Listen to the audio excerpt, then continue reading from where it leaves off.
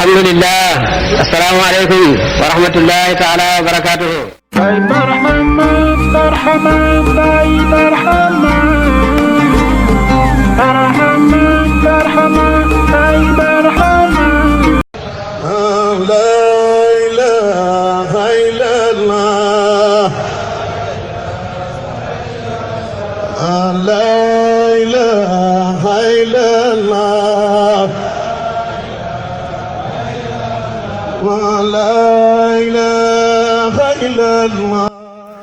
أعوذ بالله من الشيطان الرجيم بسم الله الرحمن الرحيم والصلاة والسلام في تصارف الأواني من زوات ذات التترى نحوتها ما كفاني ثم أهل وصحاب سارمو وصل الحواني. Chers frères et sœurs en Allah, merci encore une fois de votre fidélité renouvelée à Barhamou TV. Barhamou TV qui revient aujourd'hui pour vous entretenir sur le moment de la prière du vendredi.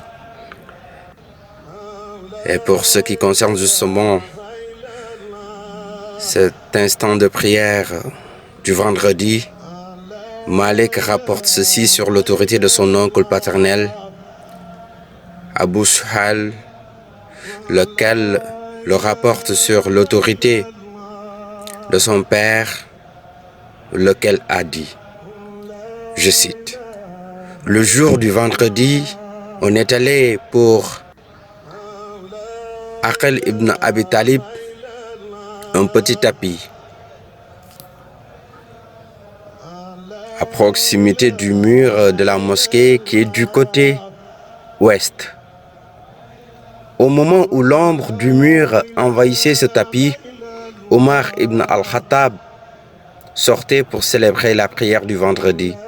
Il ajouta, après la prière du vendredi, nous retournons chez nous pour faire la sieste. Que nous faisions d'habitude entre la matinée avancée et midi. Malik rapporte ceci sur l'autorité de Amr ibn Yahya al-Mazini, lequel rapporte sur l'autorité d'Ibn Abi Salid, lequel rapporte Ousmane ibn Affan a célébré la prière du vendredi à Médine et la prière du Ars à Malal. Malik a dit, cela signifie qu'il a célébré la prière du vendredi dès que le soleil a quitté le zénith et qu'une fois l'avoir terminé, il a hâté le pas pour accomplir la prière du Asr à temps à Malal.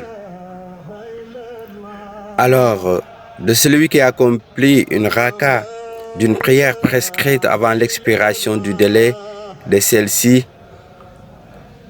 il y a des choses qui ont été rapportées ou bien des écrits qui ont été rapportés par les savants.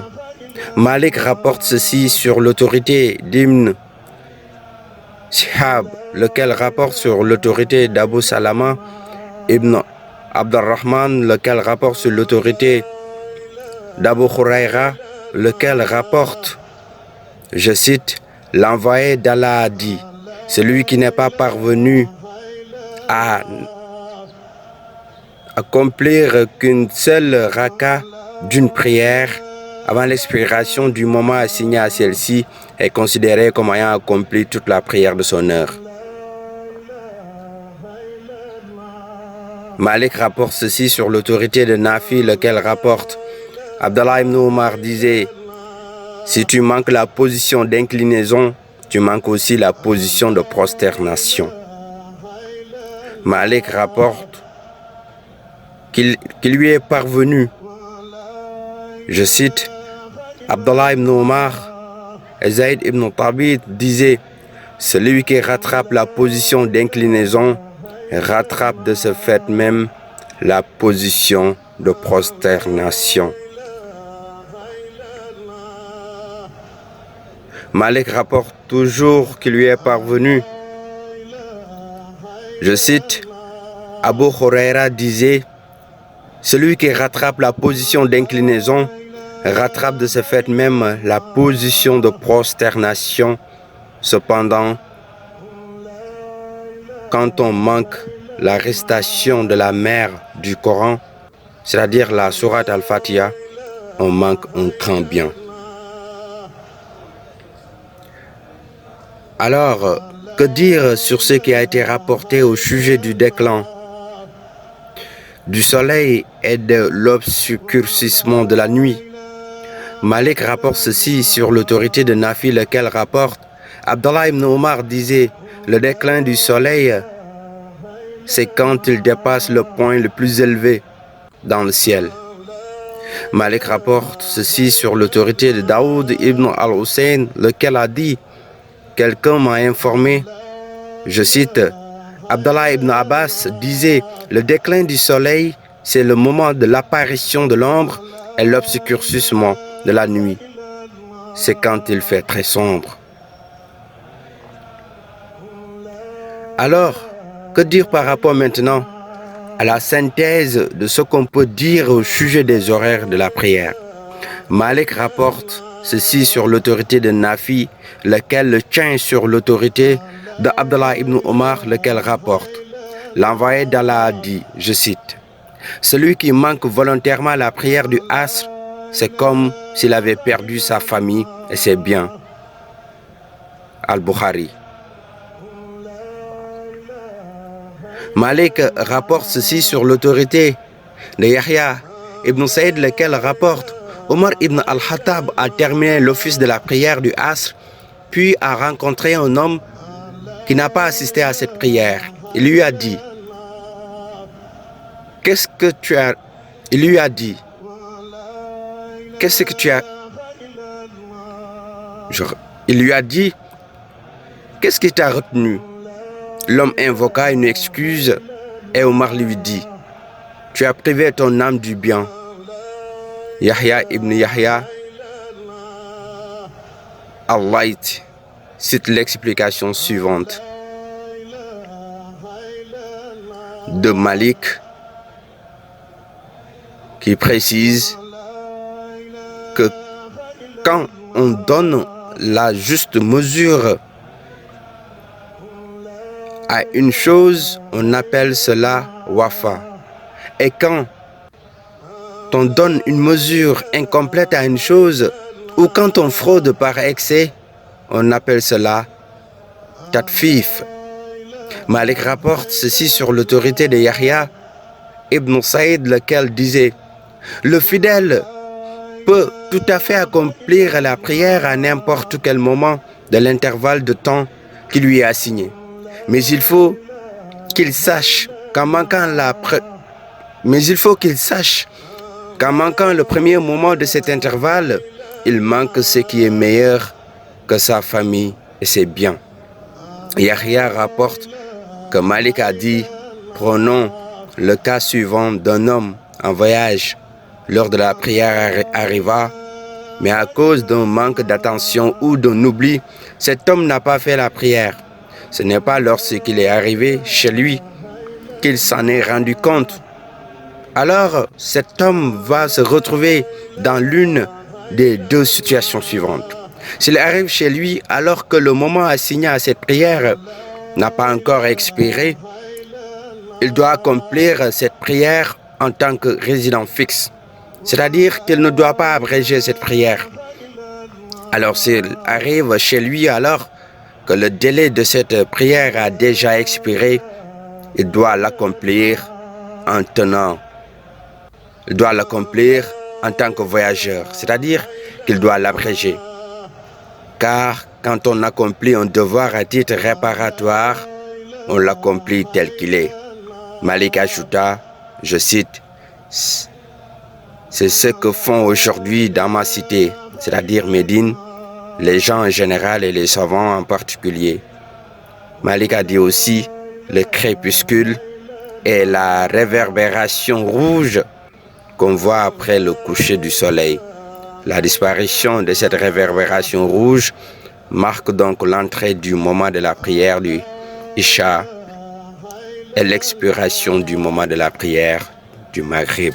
Malik rapporte ceci sur l'autorité de Nafi, lequel rapporte, je cite, Abdallah ibn Omar s'est évanoui, perdant complètement conscience, et quand il s'est réveillé, il n'a pas accompli à titre réparatoire la prière qu'il avait manquée. Malik a commenté, je cite, je pense, et Allah est le plus savant, que quand Ibn Omar a repris conscience, le temps de cette prière a déjà expiré. Quant à celui qui reprend conscience dans l'intervalle de temps assigné à cette prière, il doit l'accomplir.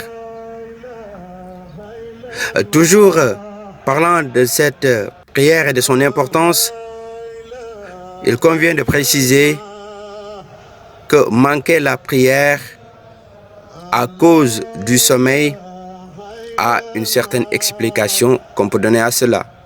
Malik rapporte justement ceci sur l'autorité d'Ibn Shihab, lequel le tient sur l'autorité de Saïd ibn al-Fusayb, lequel rapporte à son retour de la bataille de Khaybar, l'envoyé d'Allah passa une bonne partie de la nuit en chemin.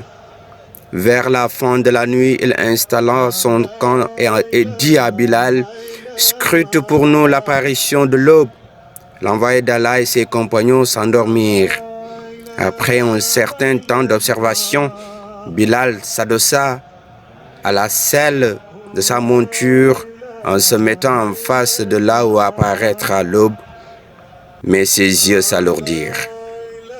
L'envoyé d'Allah, Bilal, et tout le camp sombrèrent dans le sommeil.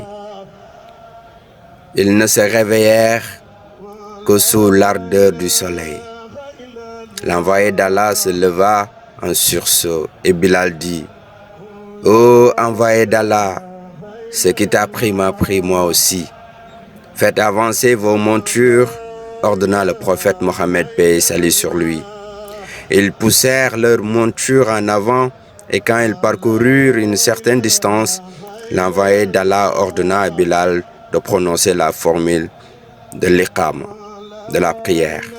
Il présida alors la prière canonique du soub, puis quand il termina la prière, il dit, « Celui qui a oublié d'accomplir une prière, qu'il l'accomplisse dès qu'il s'en rappelle, car Allah béni et élevé soit. » Il a dit dans son livre, « Accomplis la prière au moment où tu te rappelles de moi. » Malik rapporte donc ceci sur l'autorité de Zayd ibn Aslam, lequel a dit, « Au bord de la route qui mène à la Mecque, l'envoyé d'Allah installa son camp la nuit. » Malik rapporte donc ceci sur l'autorité de Zayd Aslam, lequel dit, « Au bord de la route qui mène à la Mecque, l'envoyé d'Allah installa son camp la nuit et chargea Bilal de le réveiller pour la prière. Bilal s'endormit et tout le camp sombra dans le sommeil. Quand ils se réveillèrent, le soleil était déjà levé. Tous se réveillèrent. L'envoyé d'Allah ordonna d'enfourcher les montures, d'enfourcher donc leurs montures et de quitter la vallée dans laquelle ils étaient. Puis leur ordonna de descendre de leur monture et de faire les ablutions. Il ordonna ensuite à Bilal de faire l'appel à la prière ou de prononcer la formule de l'iqama. Puis il dirigea ses compagnons en prière. À la fin de la prière, il se tourna vers eux et constata leur inquiétude. Il leur dit, « Ô vous les gens, Allah a saisi nos âmes cette nuit, et s'il avait voulu, il ne nous les aurait rendues qu'à un autre moment que celui-là. Si l'un de vous s'endort jusqu'à l'expiration du moment d'une prière canonique ou oublie de l'accomplir, qu'il l'accomplisse dès qu'il s'aperçoit de son omission, comme il l'accomplissait dans son temps. » Le prophète Mohammed, paix et salut sur lui, se tourna ensuite vers Abu Bakr, le véridique, et lui dit, Satan est venu. Et lui dit, je cite, Satan est venu à Bilal pendant que celui-ci était debout en plein recueillement dans sa prière et le coucha. Puis il ne cessa de le bercer comme on berce un enfant jusqu'à ce qu'il s'endormit. Il appela Bilal qui lui raconta ce qui lui était arrivé. Et c'était exactement ce que le prophète Mohammed, paix et salut sur lui, avait dit à Abu Bakr.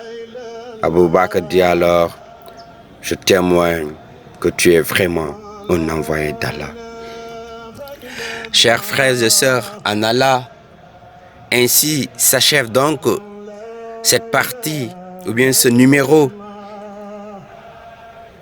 de cette partie.